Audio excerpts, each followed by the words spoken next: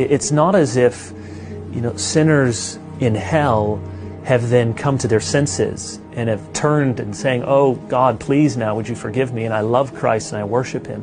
No, the description and the way the Bible understands it is that there's a continuing sense of rebellion and thumbing your nose against God and a further hardening of their heart. We're not understanding that our greatest problem that needs to be addressed isn't just a sin problem of the things that we have done, but it's rather the person whom we have done those sins against. The thing is that God is just a lot holier than many of us think.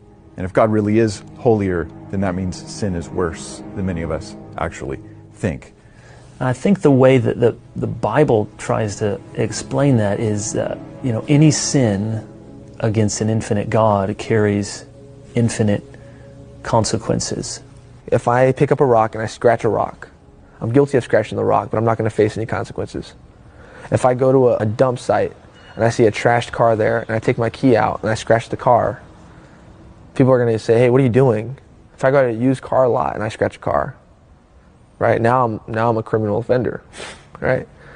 But if I go on a Ferrari lot, I take the same key out and I scratch the car, right? My punishment just got way bigger, right? It is intensified. Why? Because of the value of the thing I sinned against, the thing I scratched, right? So if God is infinitely valuable, if He is infinitely beautiful and infinitely set apart, He's holy, right? One little scratch, one little white lie. It's like high treason against the King of all the universe. God's justice demands the death of the sinner. A jealous and avenging God is the Lord. The Lord is avenging and wrathful. The Lord takes vengeance on His adversaries, and He reserves wrath for His enemies. So His holiness demands that sin be dealt with. So another way to say it is this: every sin ever committed by every person who has ever lived will be punished. That is required by divine holiness and divine righteousness and divine justice. The idea of justice, like punish the wicked. No, I don't want to punish anybody. I want to redeem everybody.